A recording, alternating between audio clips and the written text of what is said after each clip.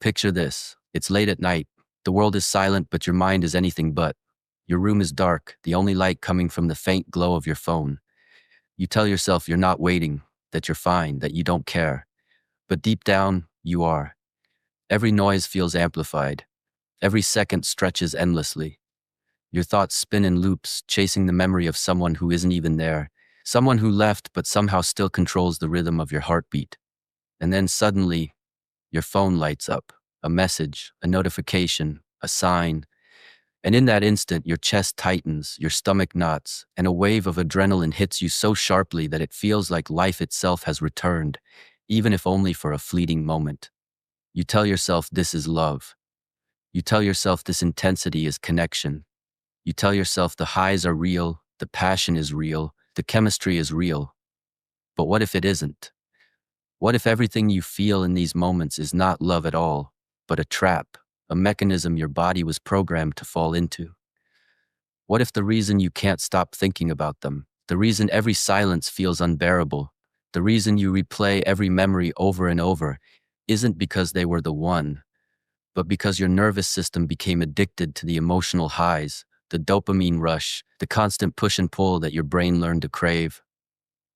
The truth is harsh, brother. What you call passion, what you call heartbreak, what you call obsession, is not magic. It is chemistry. It is biology. It is your brain wired to survive uncertainty, to chase relief, to find meaning in chaos. Every skipped text, every unexpected reply, every unpredictable reaction is not an accident. It is fuel for a cycle designed to keep you hooked. And until you understand it, until you see it clearly, you will keep falling into the same pattern, again and again and again. Tonight, we are not talking about love.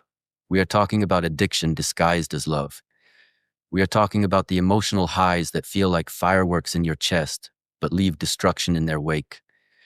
We are talking about the pull of chaos, the illusion of intensity, the dangerous beauty of uncertainty. And when you finally see it, when you finally understand why peace feels empty and conflict feels alive, you will never look at relationships the same way again. Because once you understand the mechanism behind your attachment, once you recognize the patterns your brain has been programmed to repeat, you gain something more powerful than any rush or spark. You gain control. This is the journey we are about to take together. And if you stay with me by the end of this video, you won't just see why you were addicted. You will understand how to break free. You will understand how to reclaim your mind, your emotions, your life. And most importantly, you will understand the difference between chaos that feels like love and love that feels like peace. It's 2:17 in the morning. The world is silent. The air feels heavy. Your room is dark except for the faint glow of your phone screen lighting up your face. It's their name. And in that split second, your heartbeat changes. Your chest tightens. Your thoughts stop. You feel alive again. Not calm, not stable, alive. You tell yourself this is love. You tell yourself this is connection. But what if it's something far more primitive? What if the reason you can't let go isn't because they were your destiny, but because they triggered one of the most powerful addiction mechanisms inside your brain? Listen carefully, my friend. The brain does not understand romance the way movies describe it. It understands reward. It understands survival. It understands chemical reinforcement. When someone becomes unpredictable, warm and affectionate one day, distant and cold the next, your nervous system doesn't relax. It activates. Cortisol rises, your body enters alert mode.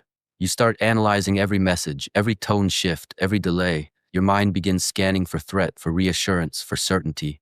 And then suddenly, just when you're drowning in doubt, they return. A text, a call, a moment of affection, and the relief you feel is overwhelming. That relief is dopamine flooding your system. That relief is your brain saying, you survived. But here's the truth most people never realize. You are not bonding to the person in those moments. You are bonding to the relief, the removal of pain, the end of uncertainty. And nothing creates stronger attachment than the cycle of stress followed by reward. This is called intermittent reinforcement, one of the most addictive behavioral patterns ever studied. Casinos use it, social media platforms use it, and chaotic relationships trigger it naturally. The unpredictability keeps you hooked. because your brain is wired to chase uncertain rewards more aggressively than guaranteed ones. That's why the emotional highs feel That's why the emotional highs feel so intense. When things are good, they feel cinematic, electric, almost spiritual. You feel chosen. You feel special.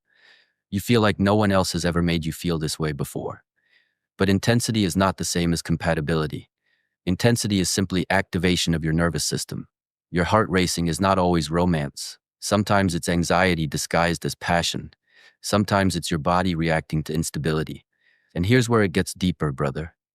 If you grew up in an environment where love was inconsistent, where attention had to be earned, where emotional security was unpredictable, your nervous system may have been programmed early on to associate chaos with connection. So when you meet someone calm and emotionally stable, your body doesn't react strongly. There's no adrenaline, no dramatic tension. It feels quiet, almost boring. But when you meet someone intense, someone emotionally volatile, your body lights up, and you interpret that activation as chemistry. In reality, it's familiarity. This is why peace can feel uncomfortable when you're used to emotional storms. Stability doesn't create spikes, it creates steadiness. And if your system is addicted to spikes, steadiness feels like something is missing. So you chase the high again, you overlook red flags, you justify inconsistency, you accept behavior you once promised yourself you'd never tolerate. Not because you lack intelligence, not because you're weak, but because your brain has been chemically conditioned. The push and pull becomes the battlefield. One moment you're closer than ever, the next moment you're questioning everything. Silence becomes a weapon, distance becomes control, and every time you survive the low and return to the high, the bond strengthens. It feels like you fought a war together, but in reality, you're fighting against your own nervous system. Then the collapse happens, and it always happens. Because relationships built on volatility cannot sustain stability. The highs require deeper lows to maintain intensity. The arguments become sharper, the reconciliations become shorter, the emotional exhaustion begins to show. You start losing sleep, you lose focus, your identity begins shrinking around the relationship. And when it finally ends, the pain feels unbearable. Not just sadness, not just heartbreak, withdrawal. You check your phone even when you know nothing will appear. You replay memories like a broken film reel. Crave one more conversation, one more emotional spike. Your body feels restless, heavy, empty. That's because dopamine levels drop after the source of unpredictability disappears. Your brain is recalibrating. It's detoxing from a cycle it became dependent on. The hardest realization comes quietly. You aren't addicted to them as a human being. You are addicted to how they made you feel during the highs. You are addicted to the validation, the chase, the relief. You confused emotional chaos with depth because chaos felt powerful. But true depth is calm. True connection is steady. It doesn't require fear to feel meaningful. And here's the turning point, the awakening. Strength is not about suppressing emotion. It's about understanding it. It's about recognizing when your biology is influencing your perception. It's about choosing stability even when it doesn't give you fireworks. It's about retraining your nervous system to find peace attractive instead of suspicious. When you stop chasing emotional spikes, something shifts. Silence stops feeling threatening. Delayed replies stop feeling catastrophic.